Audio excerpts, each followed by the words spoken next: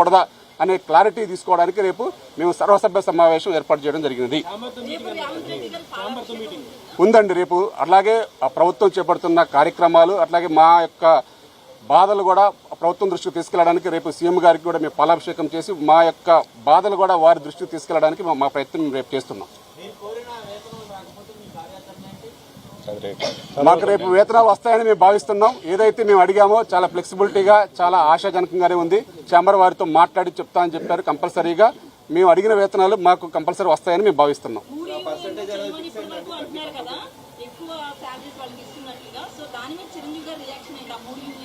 ఆ 3 యూనియన్లో కూడా అంతర్భాగమే. కంపల్సరీ వారికి కూడా న్యాయం చేయాలని చెప్పి చిరంజీవి గారు చెప్పడం జరిగింది. అది చాలా హర్షణీయం. ఎందుకంటే అట్లా విడగొట్టడం కరెక్ట్ కాదు. వారి పర్సంటేజ్లో ఏమైనా మార్పులు ఉంటే కనుక కూర్చొని మాట్లాడాలి తప్ప వారి ముగ్గురికి పెంచమంటం కరెక్ట్ కాదు. అది నేను మాట్లాడతానని చెప్పారు. తప్పనిసరిగా వారి ముగ్గురికి కూడా పెరుగుతాయి వేతనాలు. ఇంకా ఇప్పుడు మమ్మల్ని రమ్మన్నారు. ఇప్పుడు ఫోన్లో మాట్లాడతారు. ఎప్పుడు అనేది సమయం చెప్తారు వాళ్ళు. కానీ రేపైతే మాత్రం మాకు కార్యక్రమం ఉందని చెప్పాము. వారు కూడా పెట్టుకోమని చెప్పారు.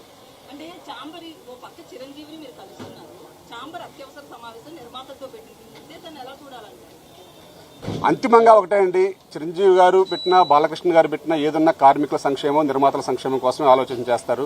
ఎందుకంటే ఇప్పుడు మెగాస్టార్ చిరంజీవి గారు మా 72 మంది కార్మికులు కూడా కార్మిక నాయకులందరినీ పిలిచి మాట్లాడారంటేనే ఇంకా ఆ సమస్య పరిష్కారం దొరుకుతుందని మేము భావిస్తున్నాం. అలాగే వారు కూడా ఒకటే చెప్పారు, ఏదన్నా ఛాంబరు నిర్మాతలు అందరూ కూడా ప్లస్ వర్కర్స్ అందరూ కూడా కలిసి రేపు చేసుకోవాల్సిన వాళ్ళం కాబట్టి ఈ సమస్య వాళ్ళని కూడా పిలుస్తాను. ఏదైనా ఒక పెద్ద మనిషిగా మీ ఇద్దరి మధ్యలో ఒక సయోధ్య కుదర్చడానికి నేను ప్లాన్ చేస్తాను తప్ప సమస్యని ఇంకా ఎక్కువ జటిలం చేయడం బాగోదు. కాబట్టి వారి సైడు సమస్యలు ఉన్నాయి, మీ సైడు సమస్యలు ఉన్నాయి. కాబట్టి ఆ సమస్య పరిష్కారానికి నేను మార్గం చూపుతాను. ఆ మార్గం మధ్యలో నా అవసరం ఎంత ఉంటే అంతవరకు నేను సాధ్యమైనంత వరకు మీ ఇద్దరికీ న్యాయం చేసే విధంగా ప్రయత్నం చేస్తాను వారు చెప్పడం జరిగింది. ఇంకా చెప్పలేమండి, ఇప్పుడే చెప్పలేము.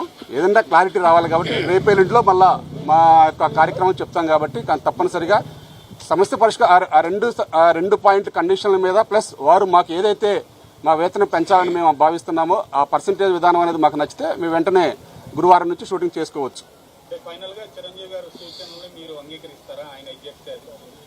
మాకు ఆమోదయోగ్యంగా ఉంటాయని మేము భావిస్తున్నాం. అది ఆమోదయోగ్యంగా ఉంటే తప్పనిసరిగా మేము అంగీకరిస్తామని చెప్పాము. వారు ఫ్లెక్సిబిలిటీగా విన్నారు. ఏదైనా రేపు ఈవినింగ్ కానీ ఎల్లుండి మార్నింగ్ కానీ, ఎందుకంటే మళ్ళీ వారు 21 నుంచి ఉండరు కాబట్టి 21 లోపే సమస్య పరిష్కరిద్దామని చెప్పారు.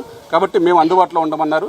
ఏదన్నా రేపటి నుంచి మా సైడ్ నుంచి ఒక 5గురిని రేపటి నుంచి అందరినీ పిలవలేం కాబట్టి ఈ రోజు అందరి యొక్క సమస్యలు విన్నారు. ఆ 2 కండిషన్లు ఎందుకు ఒప్పుకోవట్లేదు, దానివల్ల మీకు జరుగుతున్న అన్యాయం ఏంటి అనేది వారు చాలా వివరంగా అన్ని యూనియన్ల యొక్క వివరణ తీసుకున్నారు.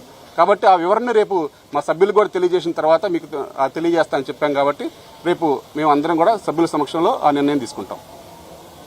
ఓకే అండి, థ్యాంక్ యూ.